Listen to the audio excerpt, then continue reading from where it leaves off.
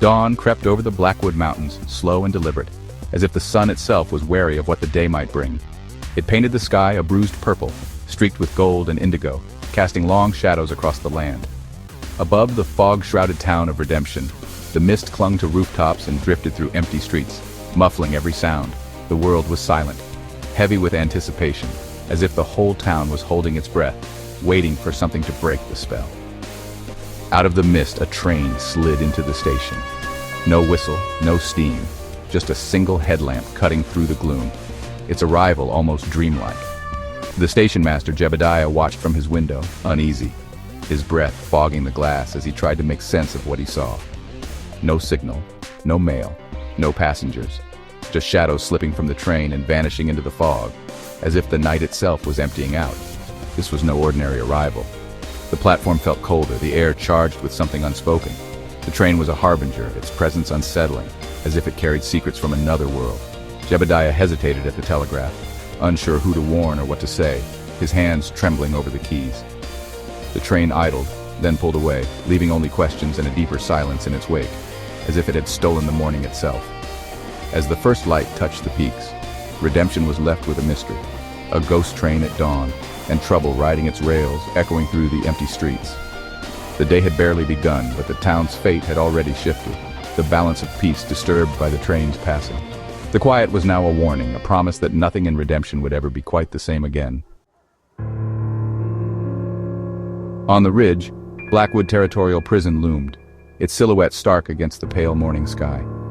The air was cold, heavy with the weight of secrets and the promise of trouble. Its stone walls, battered by years of wind and sun, held stories no one dared repeat, stories of men locked away, their names fading into legend. These were men meant to be forgotten, their footsteps echoing in empty corridors, their hopes left to rot behind bars.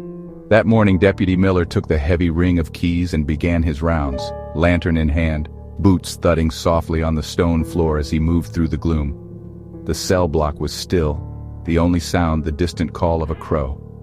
But something felt off. A silence too deep, too hollow, as if the prison itself was holding its breath. Miller reached Coyote Charlie's cell, empty. The lock had been expertly picked, a twisted wire left behind as a mocking signature. Panic rising, he checked the others. Silas Kane and the Jack brothers were gone too, their bunks filled with rags and pillows arranged to fool a sleepy guard. The alarm bell rang, its harsh clang echoing across the valley, shattering the dawn's quiet and sending a chill through every man in earshot. There were no broken locks, no signs of struggle, just vanished men and a crude map scratched into Charlie's wall, marking a secret trail winding deep into the wild canyons beyond the prison. The escape was flawless, a calculated taunt to the law, a message that the outlaws were always one step ahead. The hunt was on, but the outlaws had already become ghosts, their tracks fading into the misty canyons and empty trails. The prison's iron doors had held firm, but the men inside had slipped through the cracks. Redemption's peace was shattered, and the town would never sleep easy again. The chase would be desperate, relentless. The storm was coming, and with it, a reckoning for all.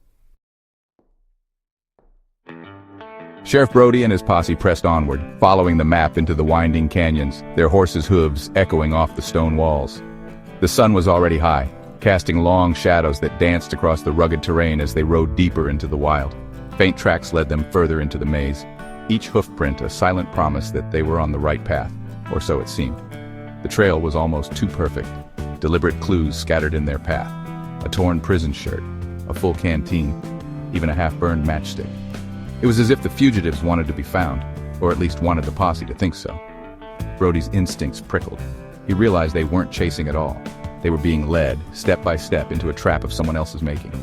The tracks came to an abrupt halt at Devil's Jaw, a narrow slot canyon with sheer walls and no visible exit, its entrance like the gaping mouth of some ancient beast. The men fanned out, searching every crevice and shadow. But the escapees had vanished. No footprints, no sign, just empty stone and the echo of their own voices. Doubt crept in. The posse's confidence crumbled as they realized the outlaws had outwitted them at every turn, leaving them lost and uncertain. The easy trail was nothing but a ruse, a wild goose chase designed to lead them astray and buy the fugitives precious time. Somewhere else, under the cover of thick morning fog and clever deception, the real escape had taken place, leaving only false clues behind. Brody stood at the canyon's mouth, jaw clenched, knowing he'd been played by adversaries as cunning as they were desperate. The law was left behind, chasing nothing but shadows and dust, while the real culprit slipped further away. The outlaws were free, and the town of Redemption was left with only questions, rumors, and a growing sense of unease.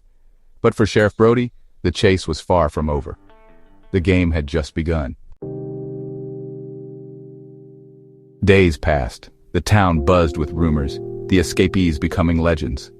Sheriff Brody, reading the Blackwood Chronicle, noticed a detail: the Phantom train's unscheduled stop. He checked the telegraph log, no record of the 4:15 ever stopping in Redemption. The train was a ghost, its journey off the books. A supply order from the Northern Territories requesting 3 extra sets of gear caught Brody's eye. The timing was too perfect. The escape was orchestrated. Train, diversion, supplies, all planned from the outside. The outlaws hadn't just run, they'd been helped, and they had a destination.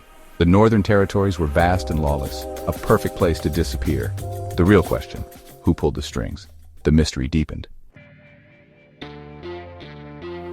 The investigation faded, the case unsolved, the legend growing.